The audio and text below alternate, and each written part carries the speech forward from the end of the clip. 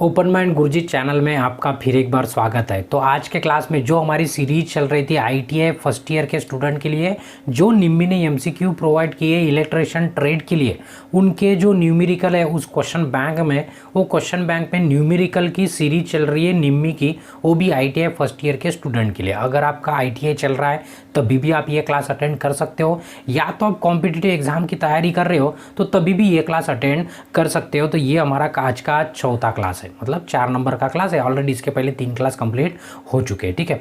और अगर आपका आईटीआई चल रहा है और आपको सीबीटी मॉक टेस्ट देना है, फ्री में देना है अगर मॉक टेस्ट, तो उसका लिंक आपके डिस्क्रिप्शन में अवेलेबल है। साथ साथ जो निम्मी ने एमसीक्यू का पीडीएफ प्रोवाइड किया है, वो पीडीएफ जो निम्मी ने सिर्फ इंग्लिश और हिंदी में प्रोवाइड किया है, बट हमने उसको ट्रांसलेट करते इंग्लिश, हिंदी और मराठी, मतलब सभी, मतलब मल्टीपल लैंग्वेज कर दिया उसको। तो उसको भी अगर डाउनलोड करना है आपको, तो उसका भी लिंक हमने क्या कर दिया है, डिस्क्रिप्शन में दे दिया है, वहाँ से आप डायरेक्टली डाउनलोड कर सकते हो। अगर आपको हमारे साथ सोशल मीडिया पे ज्वाइन होना है या तो हमें फॉलो करना है, तो हमारा ये आईडी है, मतलब सभी के लिए कॉमन आईडी है, रोशन ताजने फॉर यू। तो यहाँ पे आप हमसे जुड़ सकते हो सोशल मीडिया पे, ठीक है।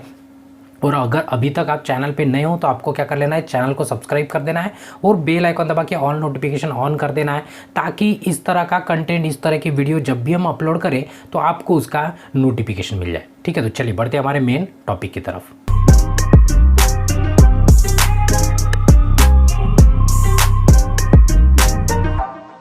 तो ये आज का हमारा चौथा क्लास है जिसमें न्यूमेरिकल चल रहे हैं। और इसके पहले के 3 क्लास अगर आपको देखना है तो प्लेलिस्ट में जाके भी देख सकते हो, या तो आई बटन पे क्लिक करके भी आप देख सकते हो अगर आपको इसके पहले क्लास अटेंड करना है। तो ये आईटीआई फर्स्ट ईयर के लिए स्टूडेंट के लिए न्यूमेरिकल इलेक्ट्रिशियन का, साथ साथ जो कॉम्पिटिटिव की एग्ज़ाम की तैयारी कर रहे हैं उनके लिए भी बहुत महत्वपूर्ण है।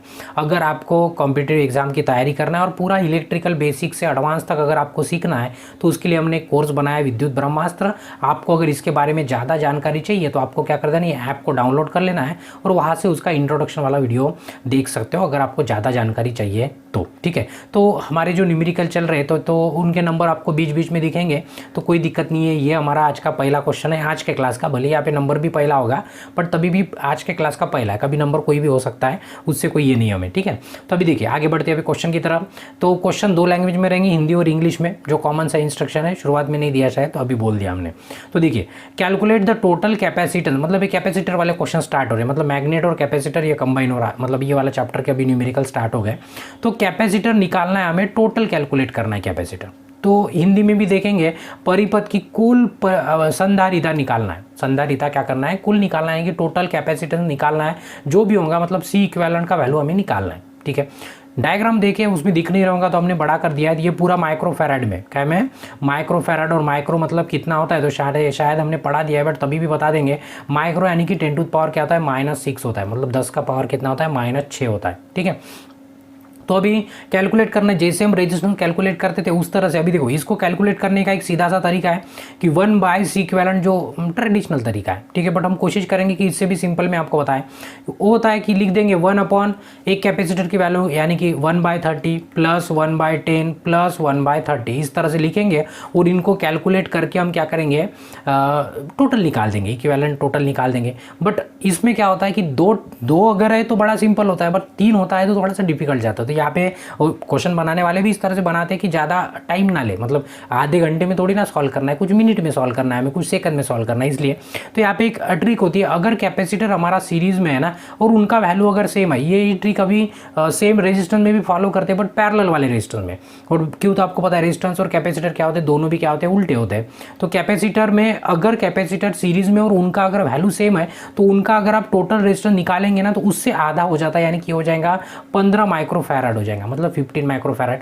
तो आप कैलकुलेट भी करके देखना है, अगर आपको देखना है तो आप करके देखिए लगे तो 30 × 30 और डिवाइडेड बाय क्या लिख देंगे, 30 + 30 कर देंगे। तो आप देखेंगे तो इनका भी आंसर कितना आता है, 50 ही आता है। कितना आता है, 50 नहीं, 15 आता है। कितना आता है, 15।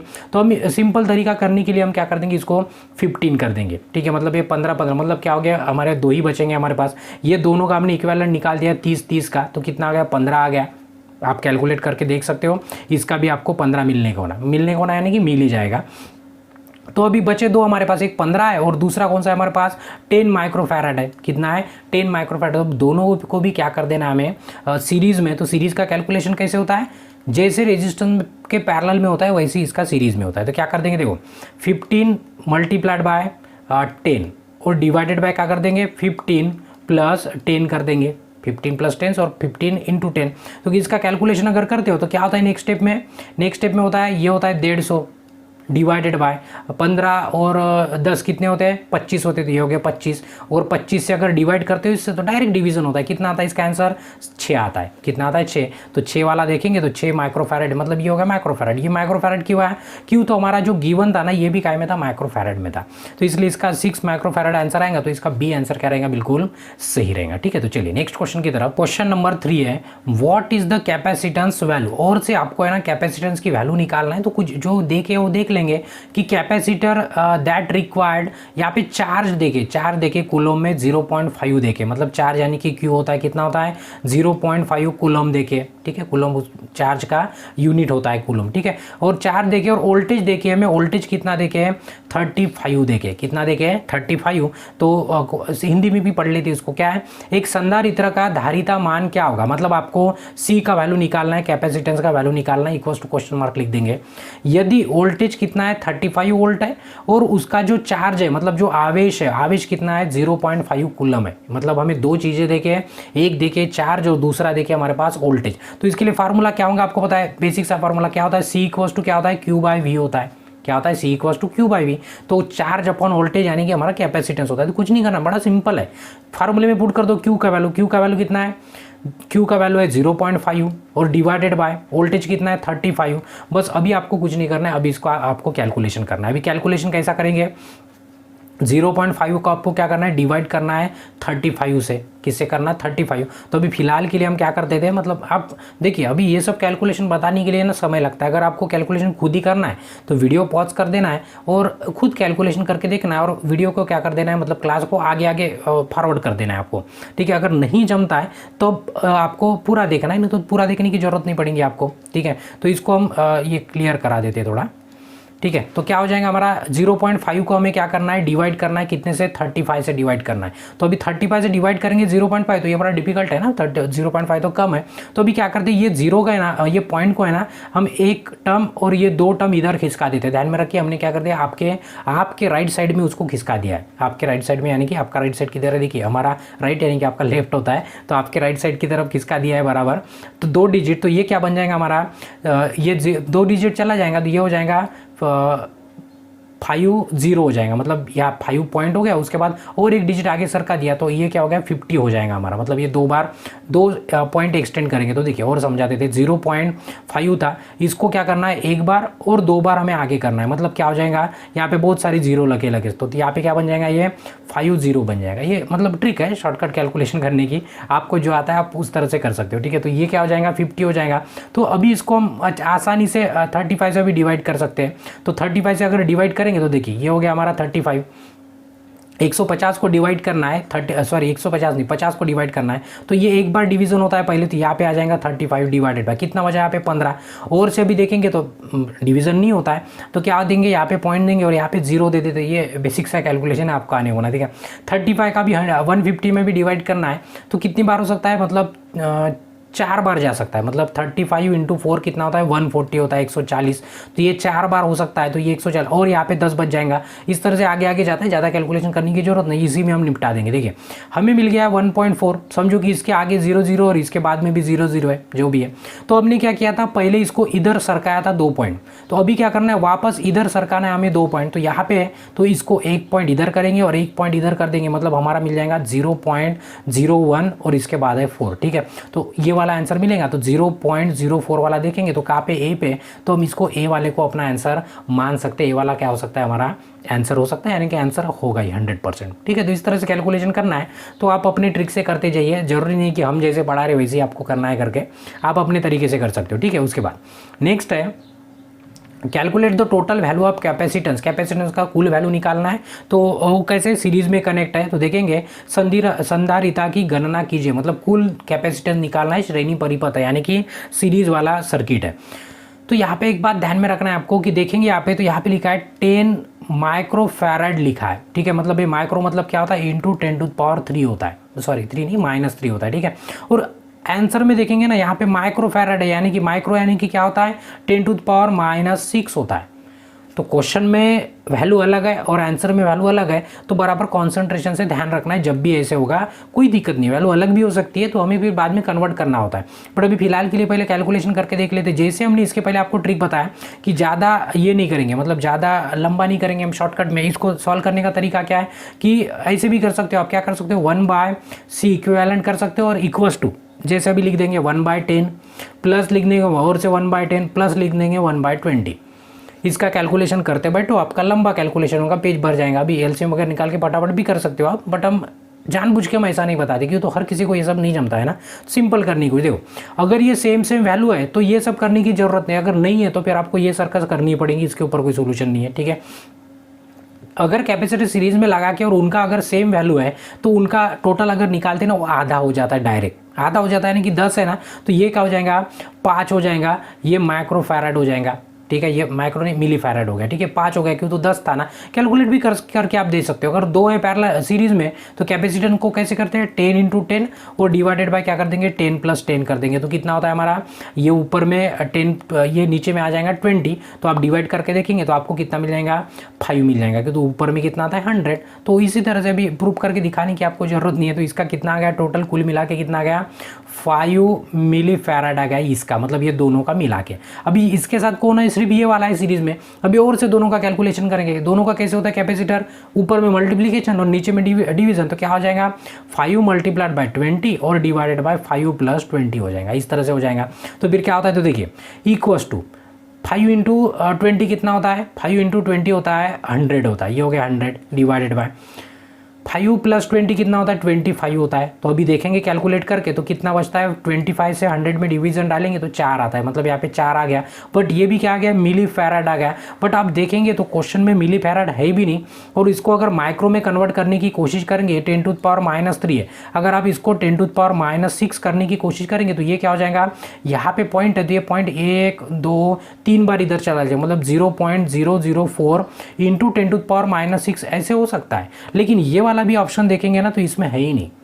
तो निम्मी ने जो क्वेश्चन बैंक दिए उसमें जो आंसर की दी है तो उन्होंने शायद ये वाला आंसर दिया है, बट हमारे ख्याल से क्या है, ये मतलब क्वेश्चन के ऑप्शन ही गलत है। क्वेश्चन के क्या है, ऑप्शन ही गलत है। तो हमारा सही आंसर क्या है, सही आंसर है हमारा, अगर माइक्रो में मिली में निकालते हो तो 4 मिली फैराड आता है। ये हमारा क्या है, सही आंसर है। आपको लगे तो इसका कैलकुलेशन कर देना, या तो हम बोल देंगे कि हमारा ऑप्शन नहीं मिल रहा ना, इसका मतलब ये क्वेश्चन का आंसर ही क्या गलत है। अगर आप ITI वाले हो तो आपको इसका डी लगा देना है आँख बंद करके, और अगर आप कॉम्पिटिटिव एग्जाम के लिए पढ़ रहे हो तो बराबर आप 4 वाला ऑप्शन आपको मिल जाएगा। यहाँ पे क्वेश्चन में क्या है, थोड़ा सा करेक्शन है। तो हमें लगता है यहाँ पे मिली की जगह है ना, उन्होंने माइक्रो कर दिया, नहीं तो ये 4 मिली फैराड होता ना तो ये वाला ए वाला आंसर हो सकता था, बट ये ऑप्शन में करेक्शन है, आपको देख लेना है, ठीक है। चलिए नेक्स्ट क्वेश्चन है उसके बाद, कैलकुलेट द अपरेंट पावर। अभी क्या चल रहा है हमारा, अपरेंट अभी मतलब पावर में आ गए हम, तो अपरेंट पावर निकालना है। तो पावर पता है 3 तरीके से, एक होता है एक्टिव मतलब P, रिएक्टिव यानी कि क्या होता है, रिएक्टिव यानी कि R, ठीक है। और हमारा जो अपरेंट है, ठीक है, वो अपरेंट मतलब क्या होता है हमारा यस से डिनोट करते हैं, यानी कि PRS। तो अभी यहाँ पे क्या निकालना है, अपरेंट निकालना है, यानी कि क्या निकालना है, हमें यस का वैल्यू निकालना है। यस का मतलब अपरेंट यानी कि क्या होता है यस, यस यानी कि हमारा आभासी शक्ति निकालना है आपको, आभासी शक्ति। तो फार्मूले आपको सभी पावर के पता है। तो यहाँ पे देखेंगे तो ये 3 फेज बोला है, 3 फेज बोला है, तो यहाँ पे वोल्टेज देके, फ्रीक्वेंसी देके सिस्टम की, तो करंट भी देके और पावर फैक्टर भी देके, ठीक है। बट अपरेंट पावर निकालने के लिए क्या पावर फैक्टर की जरूरत है, बिल्कुल नहीं है। अपरेंट पावर मतलब हमारा यस इक्वल टू क्या होता है √3, 3 फेज है करके VL IL, और अगर एक्टिव पावर होता तो यहाँ पे आता था cos φ, ठीक है। अगर रिएक्टिव पावर होता तो यहाँ पे आता था sin φ, बट ना एक्टिव बोला और ना रिएक्टिव बोला है, सिर्फ क्या बोला है अपरेंट बोला है, यानी कि आभासी वाला शक्ति बोला है हमें। तो बाकी आगे में कुछ पावर फैक्टर वगैरह रहता नहीं, सिर्फ इसमें क्या कर देना है, वैल्यू पुट कर देना है और आपको सॉल्व कर लेना है, ठीक है। अगर आपको आता है तो आप स्किप करके थोड़ा सा आगे आगे लेके जा सकते हो, या तो देख सकते हो कि कैलकुलेशन किस तरह से हो सकता है, ठीक है। और हमने आपको इसके पहले भी बताया था कि आपको 2 वैल्यू हमेशा ध्यान में रखना है कि √2 का वैल्यू 1.41 ये ध्यान में रखना, और √3 का वैल्यू 1.73, ये दोनों भी है ना रट के ही रख देना है, क्योंकि तो हमें बार बार जरूरत पड़ती है अगर आप इलेक्ट्रिकल के हो तो। अब इलेक्ट्रिकल के हो इसलिए तो इतना देर से आप देख रहे हो ना, ठीक है। तो आपको इसको क्या कर लेना है, याद कर लेना है, ठीक है। याद करना बहुत जरूरी है। तो फार्मूले की बात करेंगे हम, तो फार्मूला क्या है, यस इक्वल्स टू √3 VL और ये हो गया हमारा IL, ठीक है। तो वैल्यू पुट कर देंगे तो √3 का वैल्यू कितना है 1.73। अभी कैलकुलेटर तो है ही नहीं, पॉइंट पे ही निकालना पड़ेगा, तो इसलिए हम डायरेक्ट लिख दिए। मल्टीप्लाइड बाय VL यानी कि लाइन वोल्टेज कितना है हमारे पास, लाइन वोल्टेज है 415 वोल्ट है। मल्टीप्लाइड बाय लाइन करंट कितना है, लाइन बोला नहीं यहाँ पे, बोला है लाइन करंट भी बोला है, तो ये हो गया लाइन करंट, तो ये क्या हो गया हमारा 16 एम्पियर हो गया, मतलब 16 एम्पियर। तो बस कुछ नहीं, इसका कैलकुलेशन करना है, अभी एक एक करके करिए, तो कैसे भी करिए, आपको जैसे करना है वैसे।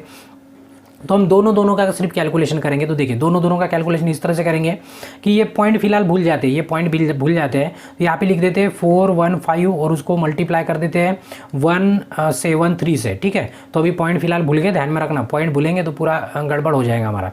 तो अभी मल्टीप्लीकेशन करते हैं, आप अपनी तरीके से करके देखिए। तो ये 3 से मल्टीप्लाई करेंगे, 3 × 15 कितना होता है 15, यानी कि 5 बचा 1 हमारा, 3 × 1 3 और 1 कितना हो गया 4 हो गया, ठीक है। कभी कभी हड़बड़ाहट में गलत भी हो सकता है, तो आपको कमेंट कर देना अगर गलत होता है तो। 3 × 12 कितना होता है, सॉरी 3 × 4 कितना होता है 12 होता है, तो यहाँ पे लिख देंगे हम 12, ये हो गया 3 से, उसके बाद एक वैल्यू छोड़ देना है। 7 से मल्टीप्लाई करेंगे तो 7 × 5 कितना होता है 35, तो ये हो गया 35 का 5 बचा 3, और 7 × 1 7, 7 और 3 कितना होता है 10, 10 का 0 बचा कितना हमारे पास 1, ठीक है। उसके बाद 7 × 4 28 और 1 कितना होता है 29 होता है, ये हो गया 29। अभी 2 वैल्यू छोड़ देना है। उसके बाद क्या करना है 1 से मल्टीप्लाई करना, 1 से तो कुछ दिमाग वाला काम नहीं, ये हो गया 5, ये हो गया 1 और ये हो गया हमारा 4, बस इसका एडिशन कर देना। ये हो गया हमारा 5, 5 और 4 9, 2 और 5 7, 1 और 9 10, 10 और 1 11, 11 का 1 बचा 1 हमारा, 4 और 2 6, 6 और 1 क्या हो गया 7। मतलब पॉइंट की अगर बात करते तो 2 पॉइंट हमने छोड़ी थी इसके, तो 2 पॉइंट यहाँ पे दे देंगे, मतलब लगभग क्या हो गया 717 हमें मिल गया लगभग, ठीक है। पॉइंट के बाद का छोड़ देंगे, क्यों तो यहाँ पे उतना मतलब एक्यूरेट कैलकुलेशन करना नहीं होता है जब भी न्यूमेरिकल सॉल्व करते हो। हाँ थियोरेटिकल पेपर है तो करना पड़ता है, बट हमारा MCQ है तो शॉर्टकट तरीके से चलना होता है। ये पॉइंट फिलहाल के लिए हम भूल जाएंगे, ठीक है। ये भूलने के कारण क्या होगा, थोड़ा सा हमारा आंसर थोड़ा सा पॉइंट से अलग आएगा, बट हम समझ लेंगे कि हमारा आंसर क्या है। तो अभी क्या कर देंगे, ये इनका तो कैलकुलेशन हो गया दोनों का, अभी इनका और इनका दोनों का मल्टीप्लिकेशन कर देना है। तो इसको अब 16 से अगर मल्टीप्लाई करते हो तो क्या होता है, देखो 6 से मल्टीप्लाई करेंगे, 6 × 7 कितना होता है 42 का 2 लिख देंगे, 42 का 2 लिख देंगे, हमारे पास 4 बचा है। 6 × 1 कितना होता है 6, 6 और 4 10 होता है, 10 का कितना 0, और यहाँ पे कितना बचा है हमारे पास 1 बचा है। 6 × 7 और से 42 + 1 कितना हो गया 43 हो गया, ठीक है। और एक वैल्यू छोड़ देंगे, भाई 1 से मल्टीप्लाई करेंगे कोई सर्कस नहीं है, 7 1 7 और एडिशन कर देंगे, इनका कितना होता है ये पता है ना, एडिशन करते हैं यहाँ पे आपको बताऊँगा। ये हो गया 2 7, ये हो गया 4 और 7 और 4 कितना हो गया, ये हो गया 11 लगभग, ठीक है। तो हमारे पास कितना आ गया, हमारे पास 11472 इतना हमारे पास आ गया है। तो किलो में देखिए ये VA हो गया, ये क्या हो गया VA, किलो में करना है तो इसको 3 पॉइंट मतलब इधर चले जाना है, 1 पॉइंट 2 पॉइंट और ये तीसरा पॉइंट, मतलब 11 kVA हमारा क्या हो सकता है आंसर हो सकता है। तो 11 वाला कहाँ पे हमारा B पे, तो हम B वाला इसको आंसर को टिक लगा देंगे और B वाला क्या रहेगा सही रहेगा, ठीक है। इसलिए हम कैलकुलेशन बताए तो इतना सारा समय चला जाता है कैलकुलेशन में, ठीक है। तब चलो कोई बात नहीं, तभी भी आगे चलते हैं। What is the maximum value, maximum value निकालना है। और यहाँ पे क्या देखे है RMS वैल्यू देखिए वोल्टेज का, तो VRMS = हमें देखे 240 देखे, कितना देखे 240। और आपको अगर पता होगा तो VRMS का फार्मूला होता है Vm/√2 होता है, बट हमें Vm निकालना है, यानी कि मैक्सिमम वैल्यू निकालना है। देखो यहाँ पे लिखा भी है अधिकतम मूल्य निकालना है, यानी कि वो Vm निकालना है। तो Vm निकालेंगे तो Vm का फार्मूला हो जाएगा Vm = √2 × VRMS हो जाएगा, ये सब आपको पता है। तो वैल्यू पुट कर देना, √2 का वैल्यू कितना है, √2 का वैल्यू जो आपने बता दिया कितना करना है 1.41 करना है, आपको याद रखना है इसको, मल्टीप्लाइड बाय VRMS वोल्टेज कितना है 240 है, तो अभी 1.41 है, तो ये 240 के ऊपर का आंसर रहेगा, तो सभी 240 के ऊपर है, तो कैलकुलेट करके देखना पड़ेगा। 240 तो नहीं आएगा इतना, ठीक है, पक्का हो जाता है, तो एक को काट सकते हैं। तो अभी इसको मल्टीप्लाई करना है, अभी आपको जैसे करना है वैसे कर सकते हैं। हम यहाँ पे आपके लिए ऐसे कर देते हैं 1.41, ये पॉइंट अभी फिलहाल के लिए भूल जाते हैं, ठीक है, 2 पॉइंट है भूल गए हम। और यहाँ पे 240 से क्या कर देते हैं मल्टीप्लाई, पहले 0 से करेंगे तो ये 0 0 0 आ जाएगा, प्लस 4 से करेंगे तो 4 × 1 कितना होता है 4 होता है, 4 × 4 16, 16 का 6 बचा है, 4 × 1 कितना होता है 4 होता है, 4 और 1 कितना होता है ये हो गया 5, प्लस 2 बार छोड़ देंगे 2 वैल्यू, 2 से मल्टीप्लाई करेंगे तो यहाँ पे 2 × 1 कितना होता है 2, 2 × 4 कितना होता है 8, 2 × 1 कितना होता है और से 2 होता है, ये हो गया 2, इसकी टोटल लगाएंगे तो ये हो गया 0 4 6 और 2 कितना होगा 8, 5 और 8 और 5 13, 13 की 3 बचा हमारे पास एक यहाँ पे लिख देंगे तो ये हो जाएगा 3, यानी कि हमारे पास अभी मिला है 3, 3, 8, 4, 0 बचा है। तो दो पॉइंट हमने काटे थे तो यहाँ पे भी 2 पॉइंट काट देंगे, मतलब 3, 3, 8 के आसपास हमारा आंसर हो ना, तो 8 के आसपास 3, 3, 8 यानी कि 3, 3, 9 है। तो हम बोल सकते हैं कि हमारा सी वाला आंसर क्या है, बिल्कुल सही है करके। ठीक है, चलो नेक्स्ट है उसके बाद calculate the impedance of the circuit. आपको सर्किट का क्या करना है, इम्पीडेंस निकालना है। इम्पीडेंस निकालना है, टोटल इम्पीडेंस। इम्पीडेंस यानी कि क्या होता है, इम्पीडेंस यानी कि प्रतिबाधा होती है, जिसको हम जेड से डिनोट करते हैं। कैसे डिनोट करते हैं, जेड से। तो सिंपल से आपको फार्मूला भी पता होगा, जेड इक्वल्स टू क्या होता है, under root R square plus XL minus XE का क्या होता है, होल स्क्वायर होता है। ठीक है, इस तरह से कैलकुलेशन करते हैं। बस वैल्यू देख लेना है, सही है कि नहीं सभी। तो देखेंगे इसमें तो एक्सी का भी वैल्यू देखे, एक्सएल का भी वैल्यू देखे और आर का भी वैल्यू देते, कुछ नहीं करना है, सिर्फ वैल्यू पुट कर देना। तो देखिए अंडर रूट आर का वैल्यू कितना है हमारे पास 5 है, उसका स्क्वायर कर देंगे प्लस ब्रैकेट में एक्सएल का वैल्यू कितना है, एक्सएल का वैल्यू है, ठीक है, एक्सएल का वैल्यू है 36, तो ये हो गया 36 माइनस एक्सी का वैल्यू कितना है 24 और इसका क्या है स्क्वायर है।